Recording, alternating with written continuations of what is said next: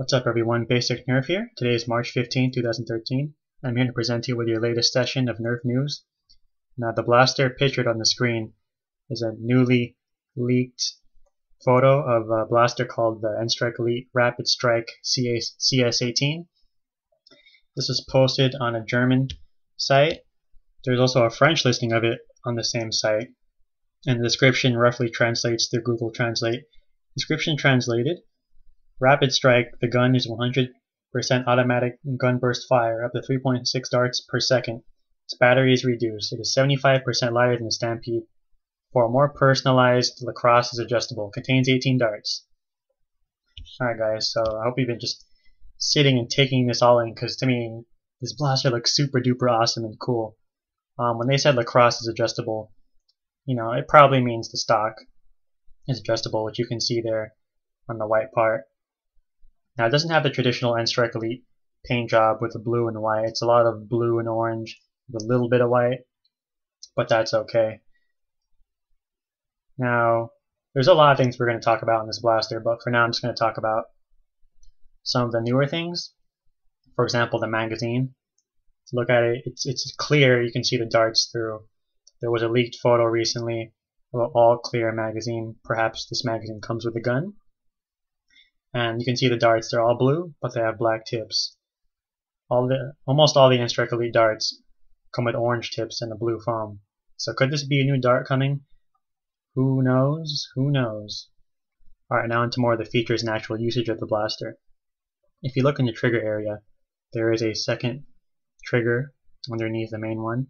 And just like a lot of the blasters that have come out recently, like the Elite Raven, the Strife, the Hailfire, those are all flywheel activated blasters. This is probably going to be a flywheel activated blaster. However, the description said it's fully automatic, like the Stampede. At the moment, the only other fully automatic flywheel Nerf blaster is the Vortex Nitron, so its firing system could be comparable to that perhaps, but get elite ranges because this is an N-Stike Elite blaster. If you look at the back, again, the stock is adjustable. It is built in. I don't know if there's a couple of options on it, or if it's just all the way in or all the way out. Again, all we have right now is this one image and a product description and listing on the site, and that's pretty much it. This blaster has 5 different tactical rails. You should be able to see all 5 of them as I'm highlighting them on the screen with the image. So again, it's almost like a spiritual successor to the Stampede with the tactical rails, its look, its high rate of fire, automatic rate of fire. Alright, so let's talk pricing, release date, and what this blaster could do for the future. So pricing, I'm going to take a guesstimate and say this is going to be about $40 US when it comes out in the States. The Pyragon, Hailfire were also $40 blasters, and those are kind of like the last big blasters that, have all those kick-ass features and things like that. The release date, I'm not exactly sure. I'm going to take a guesstimate and say that fall 2013 for this. Possibly August 1 like the last original N-Stike Elite line, like the first line. I don't think it's going to be the big September 9 released blaster that they do every year. Partly because the September 9 blasters are always something that raises the bar, or there's something very innovative. So I'm thinking the N-Stike Elite Mega Centurion, that's going to be the big 9/9 release date blaster.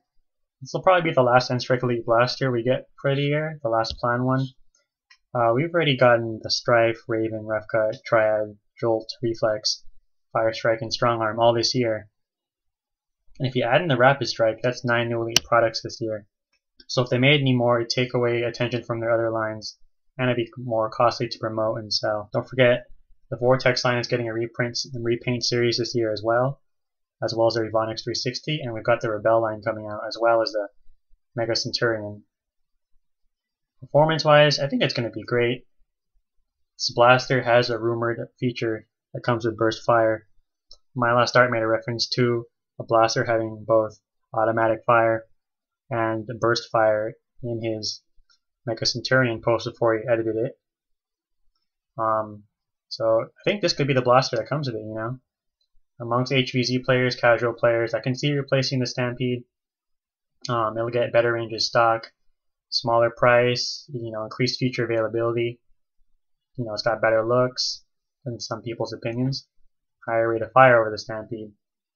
Now, 3.6 darts a second is actually pretty solid. I've clocked personally the Stampede at 3 darts a second when I did a speed test. I'll put these videos in the description, by the way. And when I slam fired my quick 16 and barricade, those got 240 darts per second.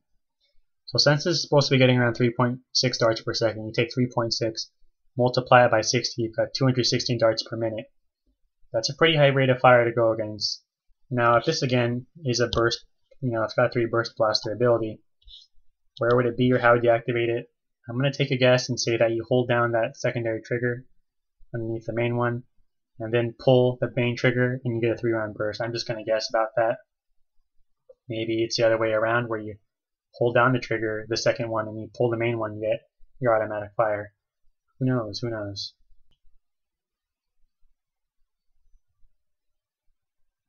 Alright, so onto the ergonomics and its design and the way it looks. We don't know how long it is, how big it is, or how wide it is.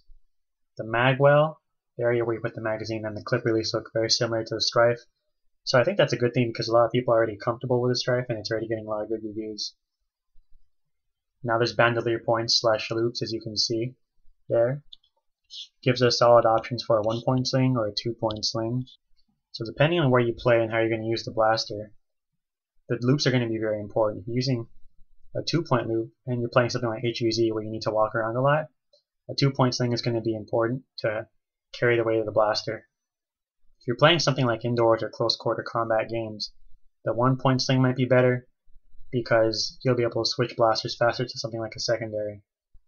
Also, I'm going to take a guess and say that this takes C batteries. In the description it says that it's lighter but with a higher rate of fire than the Stampede. Now with a high automated rate of fire, you'll need more current to do that, I'm guessing. So C batteries, maybe rather than the AA's of the Strife or even the Hailfire using, should be able to supply the need. Unless they use something like 6 AA batteries. So we'll see what that is in the future. And it's got a stock, again, like we said, it's adjustable. That's a big plus. I hope there's notches in the stock though, something like a Raider stock where it's adjustable to all these different lanes. I don't know if it's more like the long shot stock where it's all the way in or all the way out. If it's like that, I'm going to be a little bit disappointed because I love the Raider stock a lot and I use it a lot.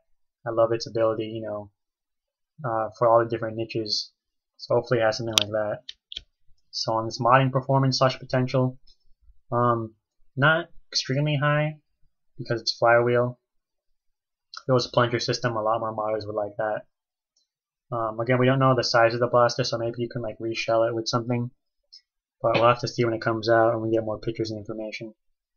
There is a mod though in the Nerf Vortex Nitron where you put a separate high voltage to the pusher. The rod pushes the disc with the flywheels and you increase the voltage of the flywheels to make them spin faster. And you get like an insanely high rate of fire out of a Nerf blaster. I'll link you guys to the description on that, of course. But it's still got a decent high rate of fire. Higher than the Stampede at the very least. So I think in its stock form it will be great for your casual Nerfers. My overall thoughts on this, it looks really cool. Looks really awesome. I like the Stampede a lot, bought it right when it came out. So I'll be doing probably the same with this. This blaster looks like it's going to be super duper handy to have in games. And I'll probably be having Nerf games and Nerf battles with this in the future. Well, that's your Nerf news session for today, guys. Hope you enjoyed it. Feel free to leave a comment on this video, telling your thoughts, what you agreed on, what you didn't agree on. I also have my blog discussion post that's going to be in my video description, so check that as well. And stay tuned to my channel for more Nerf news and more news on this blaster. Till then, guys, peace out.